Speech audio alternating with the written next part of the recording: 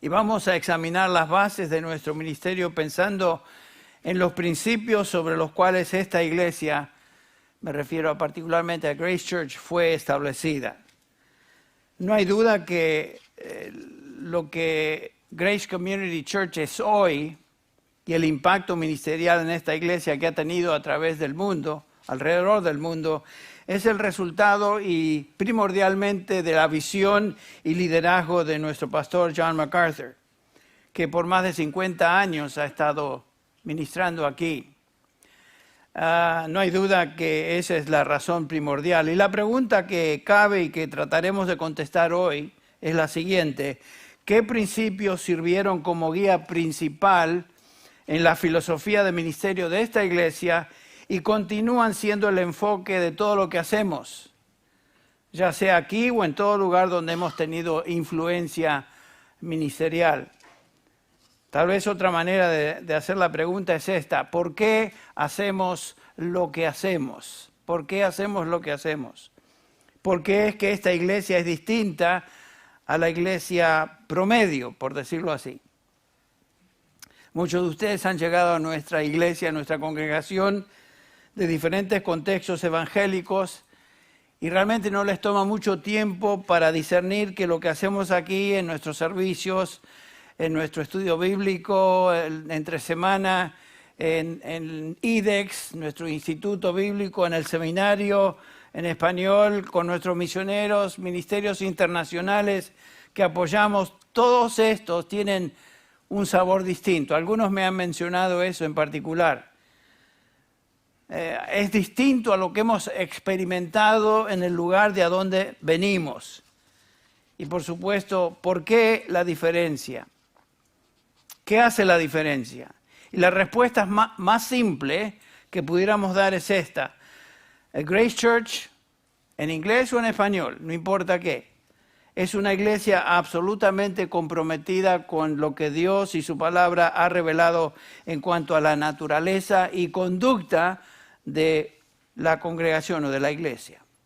Lo que hacemos y el por qué lo hacemos está fundamentado solo y exclusivamente en la Escritura. No seguimos un manual denominacional, no seguimos un libro de iglesia crecimiento, no seguimos pautas determinadas por alguna denominación particular. Desde su inicio, la Biblia y nada más que la Biblia ha servido como la base práctica de lo que hacemos aquí en Grace Church. Eso, en pocas palabras, es la diferencia. Y por supuesto hemos tratado de, a través de los años, de llevar a cabo los principios y practicar los principios y prácticas que el Nuevo Testamento ha establecido para la iglesia nuevo testamentaria, para una iglesia bíblica.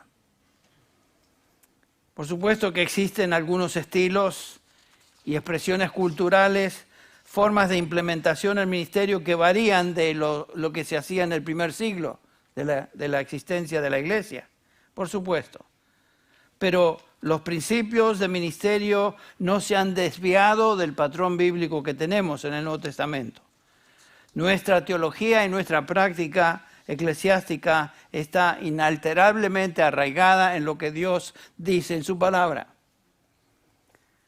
Entonces, ¿qué cosas han formado y definido a nuestra iglesia y lo que somos hoy? Vamos a pensar en estas cosas, estos principios, como las marcas de una iglesia bíblica.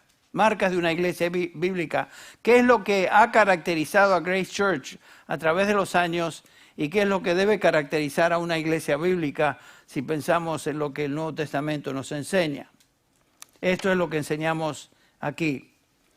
Y la primera marca que pudiéramos subrayar, no vamos a mencionar todas, pero la primera de estas marcas es compromiso con la autoridad absoluta de la Escritura. En un sentido ya lo mencioné. Cuando hablamos de la autoridad absoluta de la Escritura, estamos diciendo que la Escritura, la Biblia, es la única autoridad de la iglesia. Yo como pastor no soy autoridad de esta congregación, de esta iglesia. El pastor MacArthur no es la autoridad de la iglesia. Los ancianos colectivamente no somos la autoridad de la iglesia. Ninguna denominación o grupo eclesiástico es la autoridad de ninguna iglesia. La iglesia tiene una sola autoridad absoluta, y esta es la autoridad bíblica. La Biblia, la palabra de Dios, tiene absoluta autoridad sobre la iglesia. La Biblia es el único lugar, la única fuente donde tenemos la mente y voluntad de Cristo. Ustedes recuerdan en 1 Corintios capítulo 2:16, el apóstol Pablo nos dice eso justamente acerca de Cristo. 1 Corintios capítulo 2, versículo 16. Dice así Pablo: pues ¿quién ha conocido la mente del Señor? Hablando de Cristo, para que le instruya. Mas nosotros, dice Pablo, nosotros, los creyentes, los que hemos sido llamados, los que pertenecemos al Señor, la iglesia, nosotros tenemos la mente de Cristo.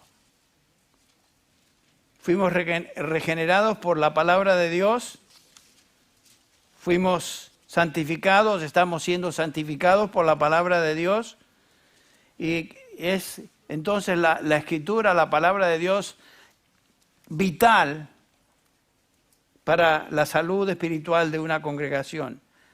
Nos enseña el apóstol Pedro en 1 de Pedro capítulo 1, versículo 23, pues habéis nacido de nuevo no de una simiente corruptible, sino de una que es incorruptible, es decir, mediante la palabra de Dios que vive y permanece. Hemos venido a salvación mediante la palabra de Dios. Sí es cierto que la regeneración, la transformación del alma es la obra del Espíritu Santo en la vida de aquellos que Él llama salvación. Pero Dios utiliza su palabra como medio para llevar a cabo esa función. No solamente que somos salvados mediante la palabra de Dios, sino que también somos santificados por la palabra de Dios. En su oración sacerdotal a favor de los suyos, el Señor Jesús dice en Juan 17:17, Padre, santifícalos en tu verdad, y después agrega, tu palabra es verdad.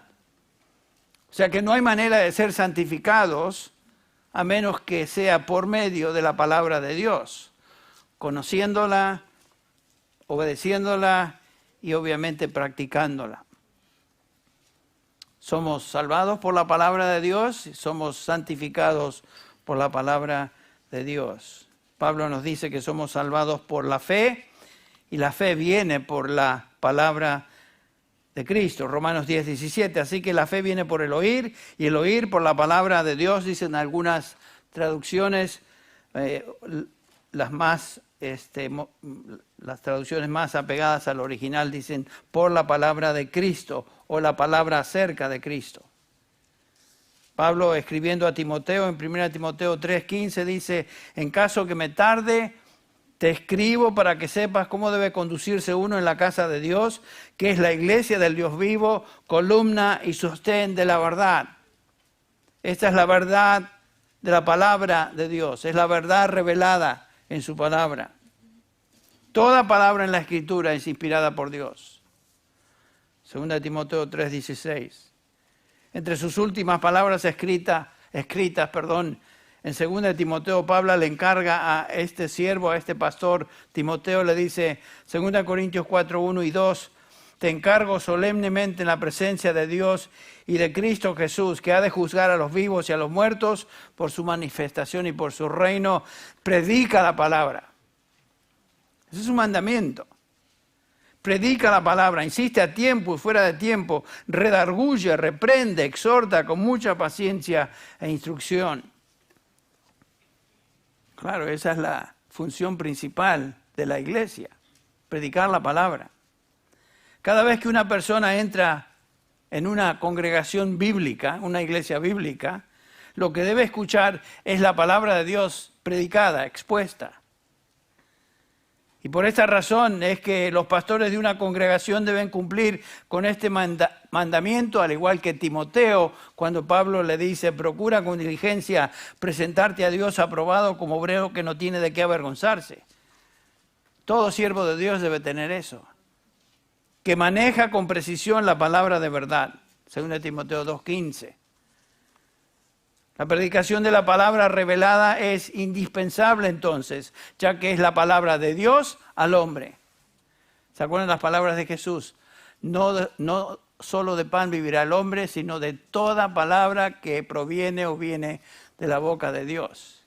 Está hablando de vida espiritual. Necesitamos la palabra de Dios. Es indispensable.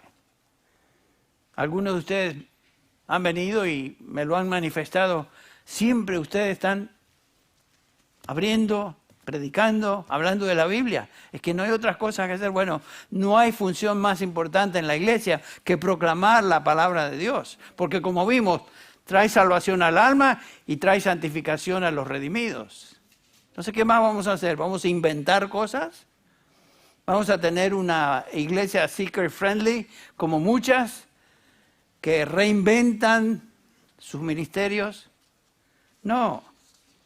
Pablo le escribe a los tesalonicenses de esta manera y les recuerda, así como a nosotros, Primera Tesalonicenses 2:13, por esto también nosotros, sin cesar, damos gracias a Dios, que cuando recibisteis de nosotros la palabra del mensaje de Dios, la aceptasteis no como la palabra de hombres, sino como lo que realmente es, la palabra de Dios, la cual también hace su obra en vosotros, los que creéis. Noten eso, la palabra de Dios hace su obra. La palabra de Dios es eficaz. La palabra de Dios, según Timoteo 3:16, nos dice, es útil para enseñar, para reprender, para corregir, para instruir en justicia.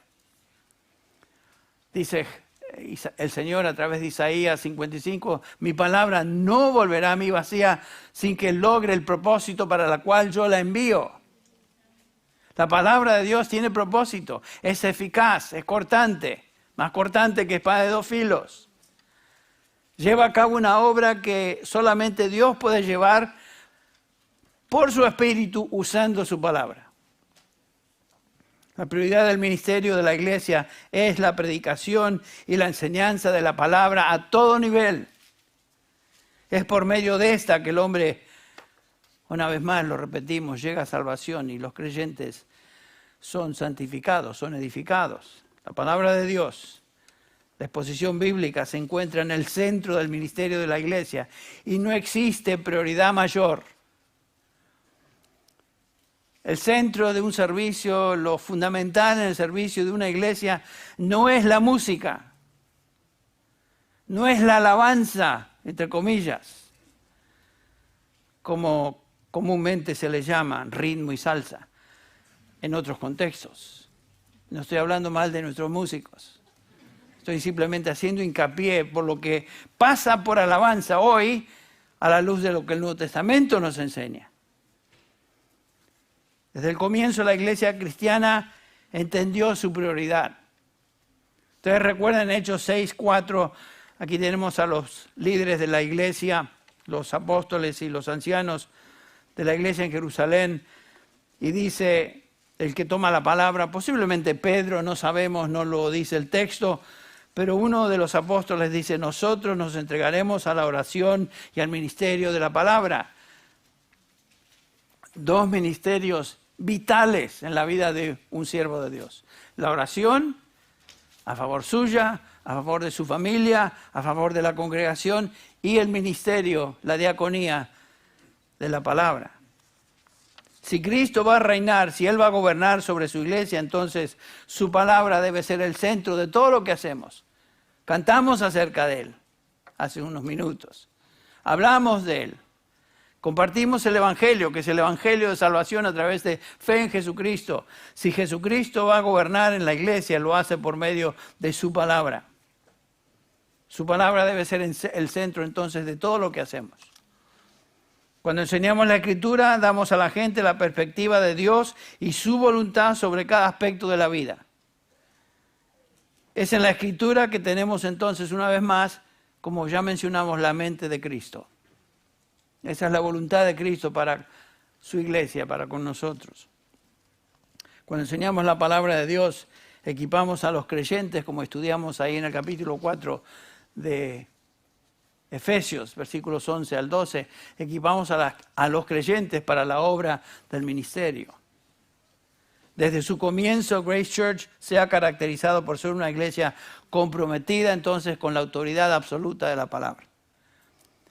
Y el Señor ha bendecido y continúa bendiciendo de una manera singular a esta iglesia.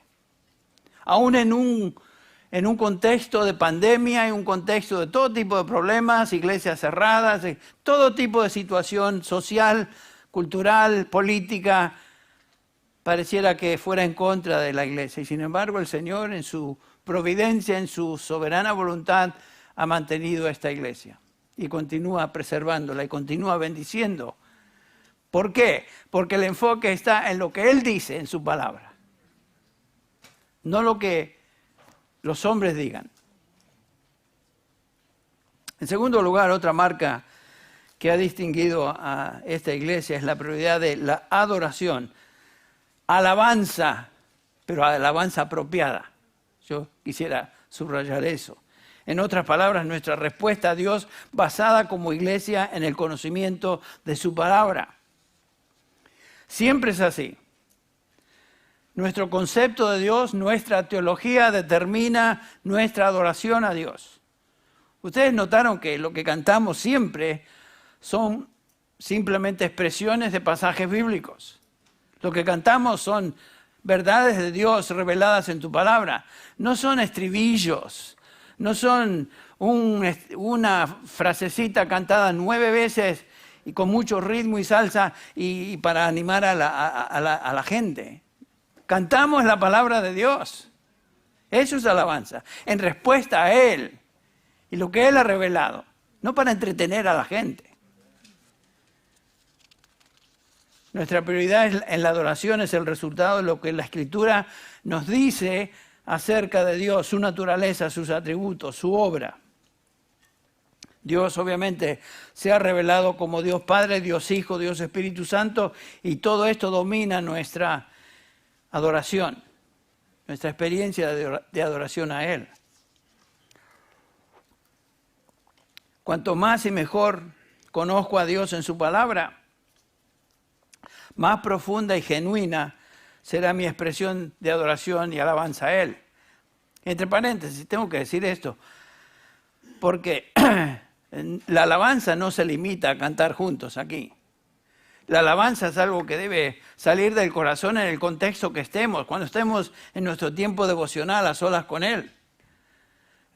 Sin duda, parte de ese tiempo con Él es alabanza a Él, adorarle por lo que Él es, adorarle porque Él nos dice lo que Él dice en su palabra. Y le adoramos con cantos o le adoramos calladamente, no importa.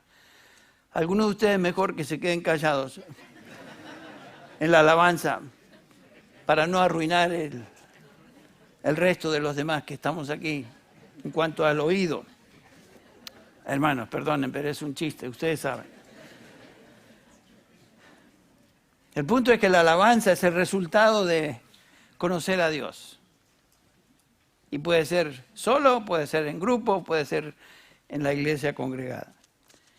Y nuestra prioridad, mi prioridad como pastor, es exponer lo que la palabra de Dios dice acerca de Él, y eso dará resultado en los creyentes con una profundidad bíblica, o van a tener más discernimiento en cuanto a lo que la Biblia dice.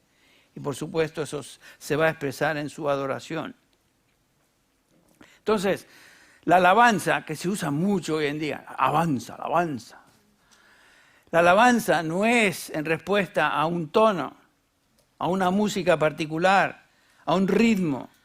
No es el resultado de la manipulación por parte del director de alabanzas o el ministro de alabanzas que mueve, invita a la gente a aplaudir o mover nuestro cuerpo, o gritar aleluya o danzar o lo que sea, que son cosas que he observado y he experimentado en lugares donde he visitado.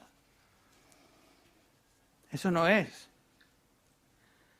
La alabanza genuina y real fluye de la profundidad de mi entendimiento de la gloria de Dios y su verdad revelada en su palabra. ¿Y saben qué? Nos enseña la Escritura que Dios busca ese tipo de adoradores. Lo vemos en el relato de la mujer samaritana, ¿recuerdan? Juan 4:23 dice, pero la hora viene y ahora es cuando los verdaderos adoradores adorarán al Padre en espíritu y en verdad, porque ciertamente a los tales el Padre busca que le adoran. Espíritu y en verdad. Algunos piensan que vienen a esta iglesia y como que les falta el espíritu acá. Pero lo que se olvidan de pensar y mencionar es que estamos basando nuestra adoración en lo que está escrito, en su verdad. Demostración del Espíritu Santo en nuestra vida no es saltar, no es movernos, no es hacer cosas raras. Ay, yo quería que esa era la cosa. No, si usted cree eso, no es incorrecto. Dios es espíritu y los que le adoran deben adorarle en espíritu, pero en verdad. ¿Cuál verdad? La verdad que Él mismo ha revelado.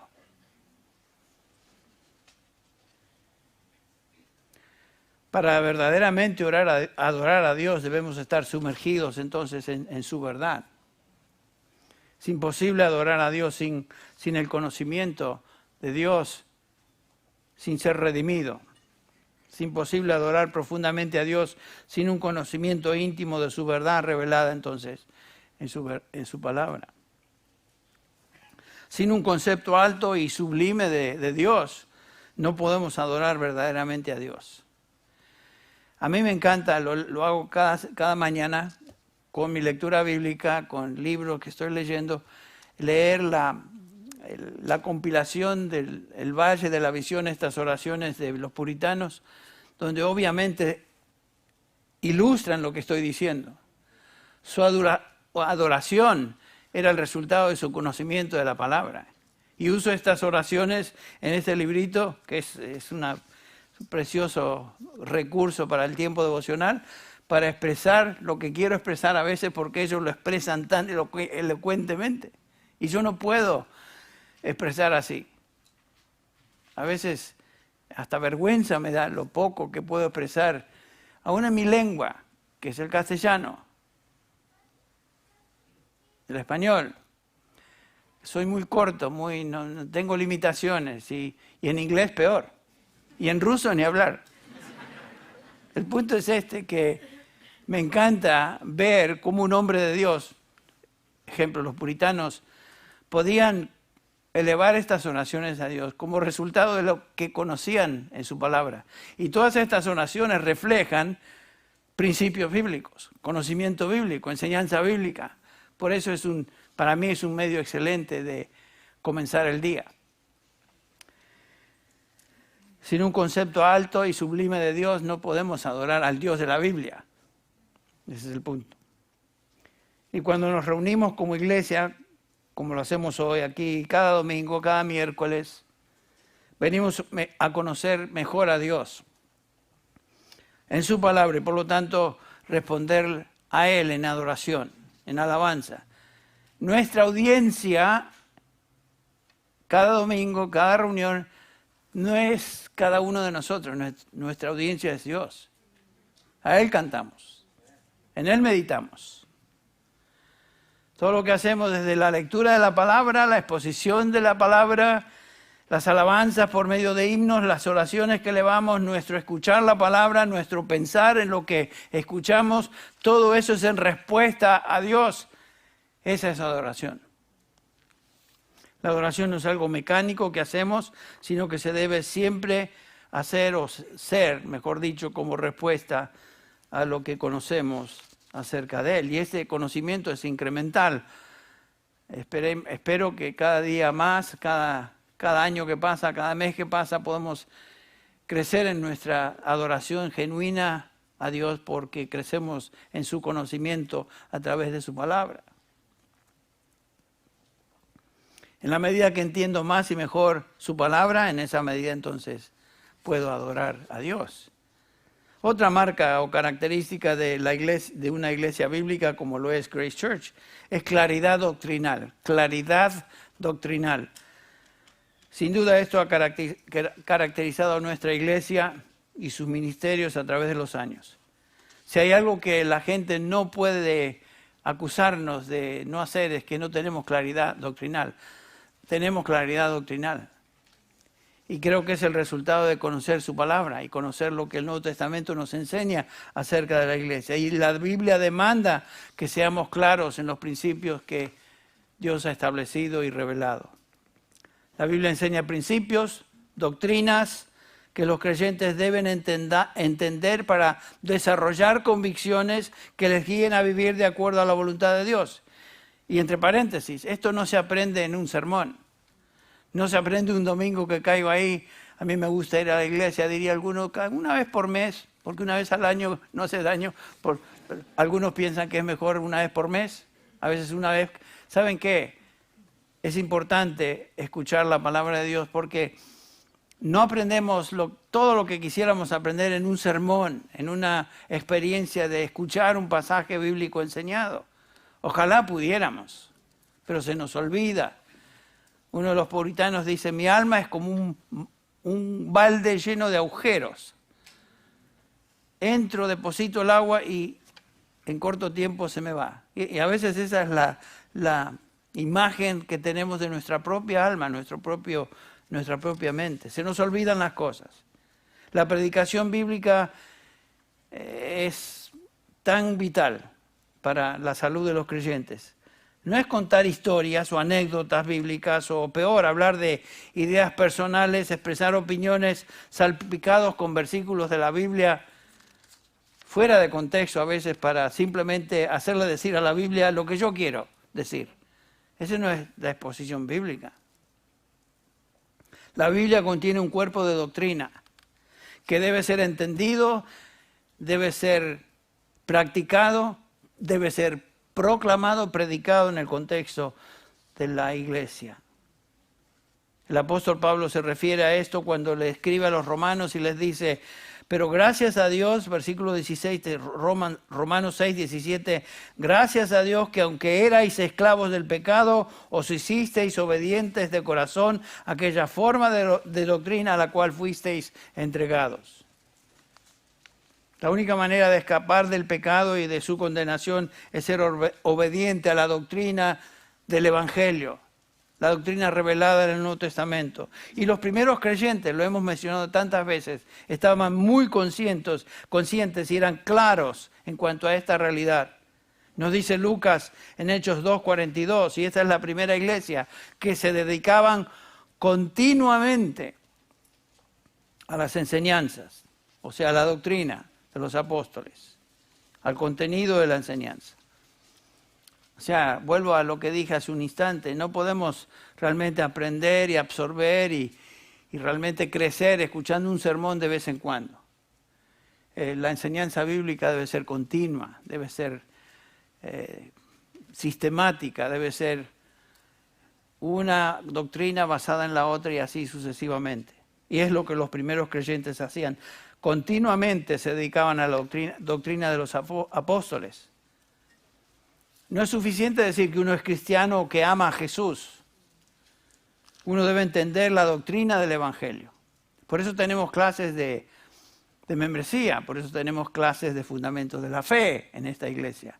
¿Por qué? Porque es una forma bíblica de filtrar, por decirlo así, de observar, de entender dónde está nuestra gente, qué es lo que conocen, qué es lo que no conocen, qué áreas de su fe necesitan ser apuntaladas, etc.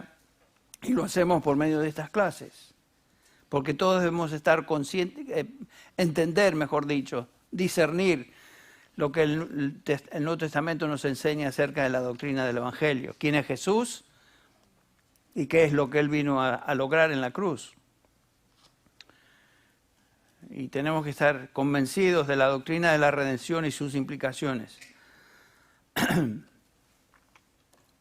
Desde su comienzo, como dije, la iglesia cristiana buscó eso, ser clara en la doctrina. Y por eso Pablo le escribe a Timoteo y a Tito, a dos pastores de dos iglesias, Éfeso y en el caso de Tito, Creta, en cuanto a la responsabilidad clave de los líderes y pastores de una congregación. Su función básica en la iglesia es, 1 Timoteo 3, 1 y 2, palabra fiel es esta, dice Pablo, si alguno aspira al cargo de obispo, o sea, pastor, anciano, buena obra desea hacer. Un obispo, sin embargo, dice, debe ser una persona irreprensible, marido de una sola mujer, sobrio, prudente, de conducta decorosa, hospitalario, apto para enseñar. En otras palabras, uno que enseña la doctrina. Y noten que el único elemento entre los requisitos para ser pastor que se subraya es su función y habilidad en la iglesia de enseñar. El obispo, el pastor, el anciano, el presbítero, todos términos intercambiables en el Nuevo Testamento, debe ser apto, capaz de enseñar. ¿Enseñar qué? Doctrina. Doctrina. Escribiendo a Tito, le dice Pablo en Tito, una sola. Tito 1:7 dice, porque el obispo debe ser irreprensible, como administrador de Dios, no obstinado, no iracundo, no dado a la bebida, no pendenciero, no amante de ganancias deshonestas, sino hospitalario, amante de lo bueno, prudente, justo, santo, dueño de sí mismo. Y el versículo 9, noten esto, reteniendo la palabra fiel, que es conforme a la enseñanza, para que sea capaz también de exhortar con sana doctrina y refutar a los que contradicen. Eso es lo que nos enseña el Nuevo Testamento acerca de un pastor. Eso es lo que debe hacer. Y definitivamente hemos tenido ese ejemplo y testimonio en la vida de nuestro pastor principal, John MacArthur, a través de los años. Capítulo 2 de Tito, versículo 1 dice, en cuanto a ti, Pablo a Tito le dice, en cuanto a ti, enseña lo que está de acuerdo con la sana doctrina. Un pastor debe ser un individuo que conoce y es capaz de enseñar a otros la doctrina. Entonces, lo que buscamos en la iglesia es que nuestra gente entienda y viva en obediencia a la doctrina bíblica. Otra marca de una iglesia bíblica es el discernimiento espiritual. Todo lo que acabamos de decir trae como consecuencia discernimiento espiritual. Hemos observado eso, que es la característica de nuestro ministerio pastoral a través de toda la iglesia, comenzando con nuestro pastor, este pastor nuestro, John MacArthur, ha sido un ejemplo del discernimiento espiritual a través de los años, sin duda. Por años he viajado en diferentes contextos de iglesias evangélicas a través de Latinoamérica y España. Y creo que el problema principal de la iglesia evangélica en general es que no entiende, no discierne, no tiene conocimiento ni compromiso con la verdad de Dios. Y noten que estas características que estamos subrayando o meditando son características de una iglesia bíblica y están íntimamente ligadas una con la otra. No se pueden desvincular. Un alto concepto de la Escritura, un alto concepto de Dios, claridad doctrinal y, por supuesto, discernimiento espiritual. En 1 Tesalonicenses 5:20, Pablo escribe a estos creyentes y dice lo siguiente: no menospreciéis las profecías, antes bien, examinadlo todo cuidadosamente, retened lo bueno. Pablo está hablando del discernimiento ahí. Y les dice que no deben menospreciar en primer lugar las profecías. ¿A qué se refiere? Esta no es una referencia a predecir el futuro. Pablo no está hablando de eso. Profetizar, profeteo en griego, quiere decir hablar la revelación de Dios. Puede referirse a la revelación directa como un profeta del Antiguo Testamento que él recibía de Dios, o una revelación basada en lo que ya está escrito. Hablar el mensaje de Dios basado en su revelación escrita. ¿Qué es lo que hoy hacemos? Básicamente, cuando nos ponemos a predicar y enseñar, exponer la palabra de Dios, estamos profetizando, hablando en nombre de Dios en base a lo que Él dice en su palabra. Y Pablo está diciendo, no menosprecien a los que hablan, a los que predican, a los que proclaman, a los que enseñan la palabra de Dios. Pero examinen todo con cuidado y retengan lo bueno. No todo lo que se proclama a veces y se predica en nombre de Dios es lo que Dios dice en su palabra. A veces hay discrepancia y cosas que se dicen que no son correctas, por lo tanto necesitamos discernimiento, poder distinguir entre lo correcto y lo falso, lo que es verdad y lo que es mentira. Un ejemplo bíblico que tenemos aquí en Hechos 17:11, en referencia a los de Berea, pasaje que conocemos de memoria. Estos eran más nobles que los de Tesalónica, pues recibieron la palabra con toda solicitud, escudriñando diariamente las Escrituras para ver si estas cosas eran así. ¿Notaron eso? En 2 Tesalonicenses 2:2, Pablo dice, no seáis sacudidos fácilmente en vuestra manera de pensar, ni os alarméis ni por espíritu, ni por palabra, ni por carta, como si fuera de nosotros, en el caso que el día del Señor ha venido. 2 Tesalonicenses, el versículo que sigue, el versículo 3, dice que nadie os engañe en ninguna manera, porque no vendrá sino primero venga la apostasía y sea revelado el hombre de pecado, el hijo de perdición. O sea, tenemos que tener cuidado de poder discernir lo que se predica o se dice. A los colosenses, Pablo les dice en Colosenses 2:8, mirad que nadie os haga cautivos por medio de filosofía y vanas sutilezas, según las tradiciones de hombres, conforme a los principios elementales del mundo y no según Cristo. Tengan discernimiento, retengan lo bueno, rechacen lo que no es. ¿Y cómo vamos a evitar ser engañados? Escuchando, comparando la Escritura con lo que escuchamos, examinando todo, reteniendo lo bueno, en otras palabras, teniendo discernimiento que viene solamente de conocer la verdad de Dios revelada en su palabra escrita. Esto es lo que continuamente buscamos hacer como pastores y siervos de esta congregación. Enseñamos la palabra con fidelidad, es lo que esperamos. Advertimos, trazamos lo mejor que podemos, trazamos correctamente la palabra de verdad para producir una congregación de creyentes maduros que sepan discernir entre lo falso y lo verdadero. Espero que ninguno de ustedes, a través de este púlpito, predique quien predique, escuchen algo falso. Estamos comprometidos con lo que es la verdad de Dios. Pero la exhortación bíblica es que debemos tener discernimiento, debemos escuchar con cuidado, examinarlo todo, pero retener lo bueno.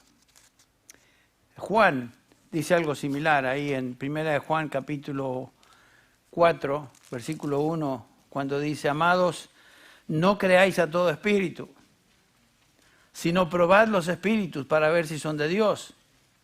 ¿Por qué Juan dice esto? Porque muchos falsos profetas han salido al mundo y definitivamente estamos rodeados de falsa enseñanza, falsos profetas. Por eso debemos tener mucho cuidado y discernimiento. El propósito es producir una iglesia madura con discernimiento espiritual que sepa distinguir entonces entre lo falso y lo verdadero y como resultado andar en la verdad. Eso es la meta. Ahora, otra característica de nuestra iglesia, a través de los años, una característica de una iglesia bíblica, es la santidad personal de los creyentes. Es obvio de que nada vale de que seamos ortodoxos, de que tengamos una excelente doctrina, si eso no se traduce en un compromiso a la santidad. Podemos conocer la verdad, pero vivir de una manera que no refleja esa verdad en nuestra vida. Eso es posible. Y el Señor desea que su iglesia, nosotros, seamos santos. Pedro, escribiendo a los creyentes dispersos y perseguidos en su primera epístola, les dice, 1 Pedro 1:14, como hijos obedientes, no os conforméis a los deseos que antes teníais en vuestra ignorancia. Versículo 15.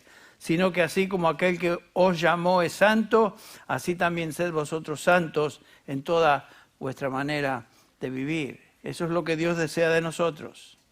Sed santos porque yo soy santo. Que soy santo es algo que ya Levítico 11:44 decía. Dios quiere que los suyos seamos santos en toda conducta, separados de pecado y consagrados a Él.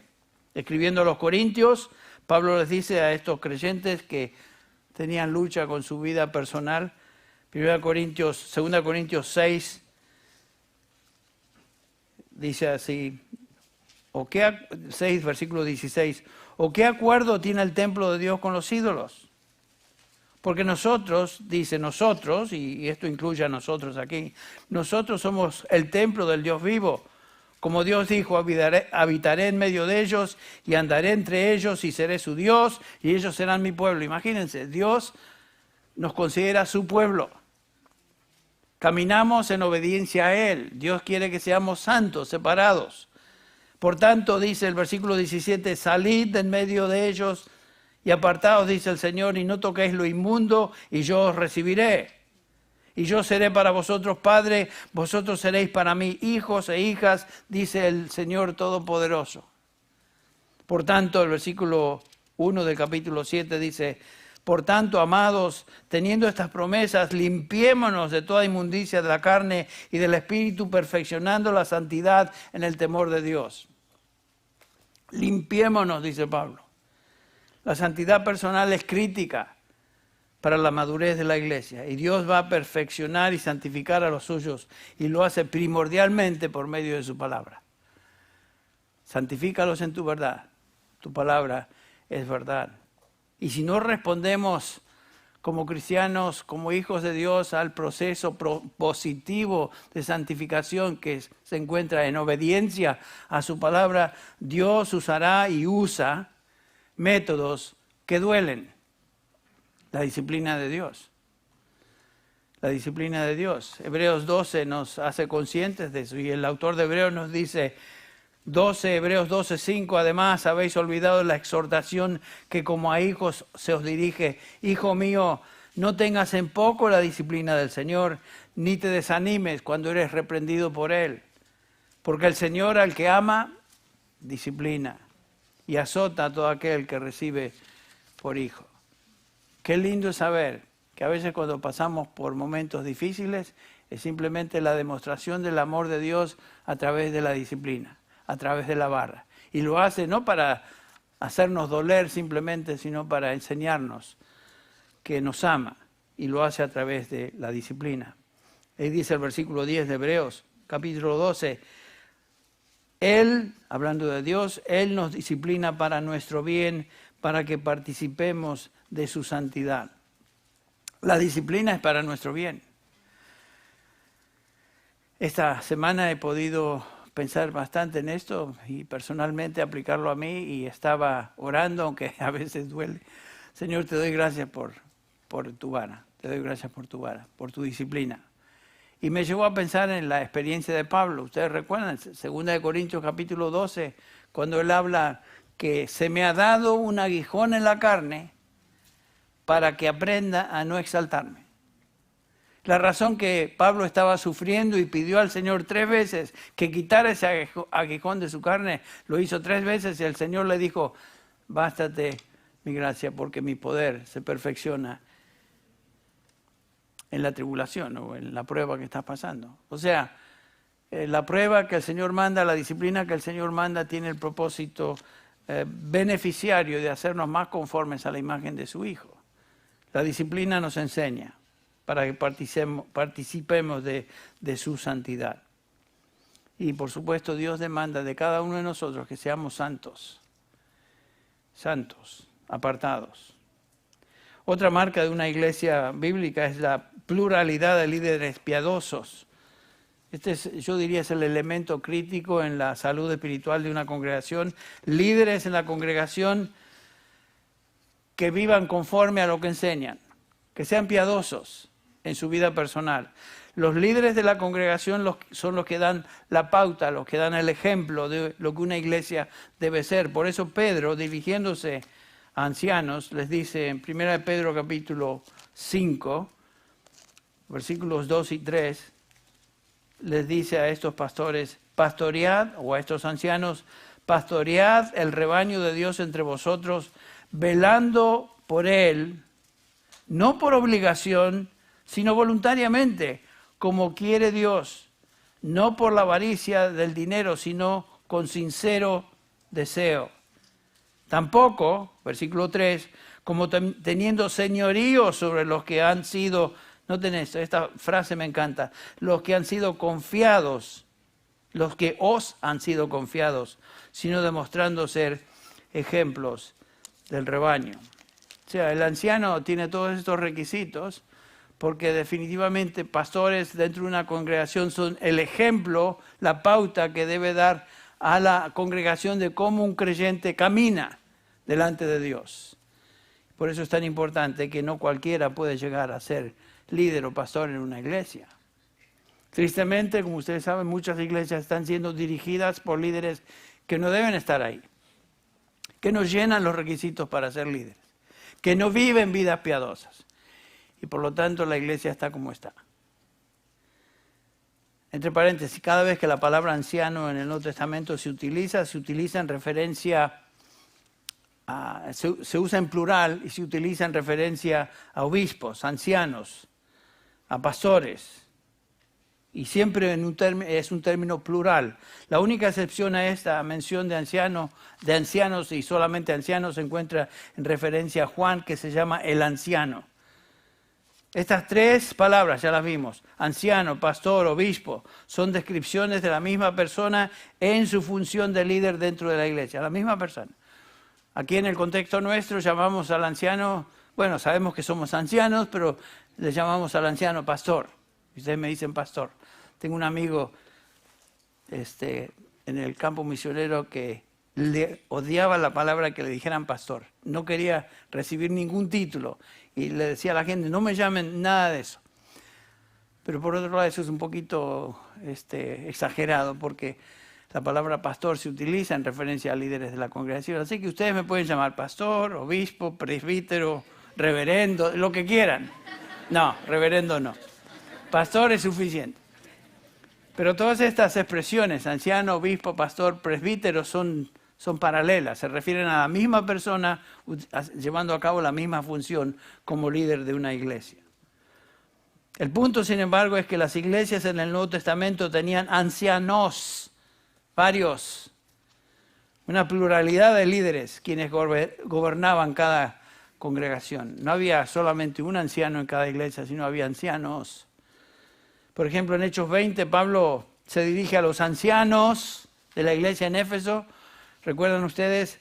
Los reúne allá en Hechos 20, 17, los llama desde Mileto y les dice, llamó a los ancianos de la iglesia.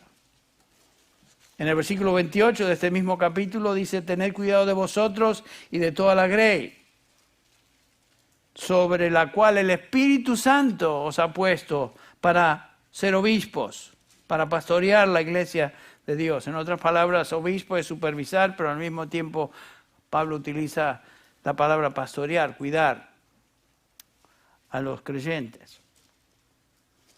Y noten que en este pasaje tenemos la mención de un grupo de ancianos en la iglesia, pero en el versículo 28 tenemos la descripción de su función sobre la congregación, pastorear y supervisar. Es lo que hacían. Los ancianos deben ser un grupo de individuos espiritualmente maduros, quienes cultivan su vida espiritual primero, tened cuidado de vosotros y del rebaño. Para estar en condiciones entonces de pastorear, tenemos que cuidar nuestro propio desarrollo y cultivo espiritual. Los requisitos para ser anciano, obispo, pastor, se delinean, como ya mencioné, en 1 Timoteo 3 y Tito 1. Y la única tarea que ahí se subraya, la repito otra vez, es la tarea de ser apto para enseñar. Respaldada por una vida irreprensible, por una vida donde no se le puede apuntar el dedo y decir, tú estás descalificado. Eso te descalifica. Por eso el Señor hizo hincapié en esta realidad cuando, refiriéndose a los fariseos de la época, no seáis como los fariseos, hipócritas. ¿Por qué? Porque dicen y no hacen. Capítulo 23 de Mateo, versículo 3. Qué interesante que los líderes de una iglesia cristiana, según el criterio que aquí se nos da, 1 Timoteo 3, no son las personas importantes de la sociedad. No son los presidentes de corporaciones, no son los ingenieros, los abogados, los profesionales de la congregación, no, son gente común y corriente. Los ancianos de la iglesia son individuos piadosos en su vida personal, un ejemplo en sus familias y un ejemplo para con los de afuera, y personas que puedan enseñar la palabra de Dios. Eso es la descripción de un anciano. Entonces, hombres que llenan requisitos bíblicos para ser pastor se resumen en esta frase: que tengan piedad personal y capacidad para enseñar. Bueno, número 7, y con esto terminamos. Una iglesia bíblica se caracteriza también por comunión cristiana. De esto hemos estado hablando cuando hablamos de Efesios 4, pero me refiero al ministerio mutuo entre los creyentes, el ejercicio de los dones espirituales y la obediencia a los mandamientos del Nuevo Testamento que tienen que ver con la expresión unos a otros. El compartir unos con otros, confesar nuestras faltas unos a otros, orar unos por otros, perdonarnos unos a otros, exhortarnos unos a otros, advertir, servir unos a otros, etc. Una serie de mandamientos que tienen que ver con ese servicio mutuo de los creyentes. Eso se refiere o tiene referencia a la comunión bíblica. Esta iglesia no es lo que es hoy porque automáticamente se convirtió en ello, sino que es el resultado del ministerio de todos los que componen esta congregación a través de los años. En general existe y ha existido en esta iglesia un deseo y práctica de servicio para el bien del cuerpo de Cristo. Como Pablo describe en Efesios 4:15, sino que hablando la verdad en amor, crezcamos en todos los aspectos en aquel que es la cabeza, es decir, Cristo. Y el versículo 16, que lo hemos leído tantas veces, de quien todo el cuerpo está bien ajustado y unido por la cohesión que las coyunturas proveen, conforme, esta frase me encanta, conforme al funcionamiento adecuado de cada miembro. Eso produce el crecimiento del cuerpo para su propia edificación. Es sorprendente, pero en Grace Community Church, tanto del lado de habla inglesa como del lado nuestro, ministerio hispano, no tenemos que rogar a la gente a que se involucre. No tenemos que rogar a la gente que sirvan, que ofrenden, que oren por las necesidades de otros, sino que simplemente se menciona la necesidad y la gente, gracias a Dios, los hermanos responden al Señor y su palabra. Las marcas de una iglesia bíblica en el Nuevo Testamento han sido marcas de Grace Community Church a través de los años. Es mi oración y profundo deseo en el Señor que Él nos conceda en este año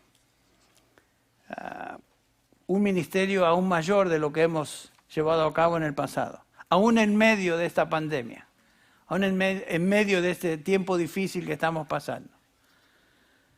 Y es mi oración que el Señor derrame sus bendiciones ricamente sobre cada uno de ustedes, cada uno de los componentes de esta congregación, usándolos para su gloria y edificación de nuestra querida iglesia. Tenemos una gran iglesia, ¿saben?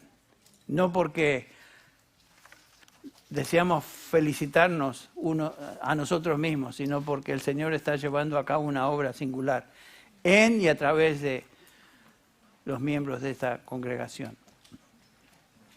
Gracias a Dios que tantos están hoy presentes. Y solamente por curiosidad, ¿cuántos de ustedes son nuevos en la congregación, en Grace Community Church en español, digamos en el último año, últimos 2 años? Levanten la mano.